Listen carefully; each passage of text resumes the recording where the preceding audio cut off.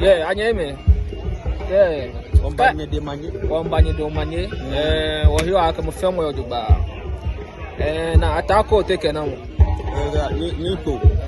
What should be what share kwele can you more no ni ka wo twi no. Can you more cheese? Na de obata social media wo work keke. Dabi. Can you mo ni na bi ma chele. Ni bi ni ya no e man se na call gama ye ko e. Wo ngwa appreciate wo ya. Wo na no wo fe a che wo ya de wo. O na fe lo kwa ka mi. Do wa meet so bad. O na ni na che wo. Wa chi ma if you had if you are careful, TV stations can be free. The phone on a park in it. I feel no can I can feel I feel no can work on my flag. The Ghana flag. Ghana flag, your J. Tell you, Abba. I feel no go that's your war, Charlie. Kaka coach, you know, Jello Batish, no, I really be communicate Tababaga. Kaka will like a coach, you know. This Jane can be a me by you any be communicate Tababa. You can make blam about because me blam and blow me a chair. Won't fight no fair for me. What do you see? No Okamoko, if a bear no track by call ye shishi, can it be in it? Nabi, Ona, Nian one gun, I can't watch you know. Gun, you come on, gun, I can't watch you know. They were personal interest, can no go by name because say, well, Obaka, oh, the king, support to Nifitemo.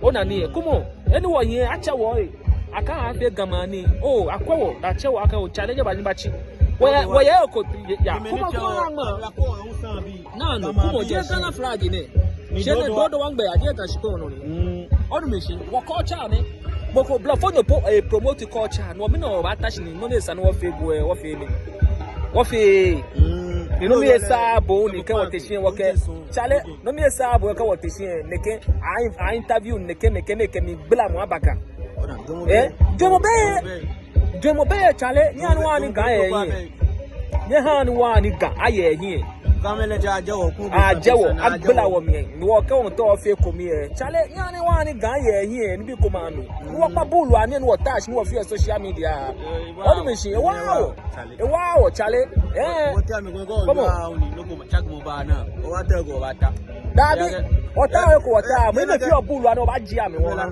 yes mistake me fi bulu ani o ba ji ami won because onyo te shiro ka ko sumo ga no ke tabaga bo sumo ga onyo te shiro ka ka o sumo ga no ke tabaga bo sumo ga eta ogman go oyu mo ko ni ba ni tabaga ayu na jole yu mo ayu mo ni ba ni gan ye yi chale onu me shi na no acha me ko na me power support Ghana ni fe mo onu me shi no chale it's about time onu me shi ene fetu mo ojo chose iPhone just stop that one onu shi come na chene a fe loko e a che game no ni eji je ake won fe no ko keka lo wa batash wo yu okeke shi wo le no wo free ablochi oji no ni ke yu o chale no ba ile yu ojo mo so yu o ke asa loju ke ba du o e ko afite ga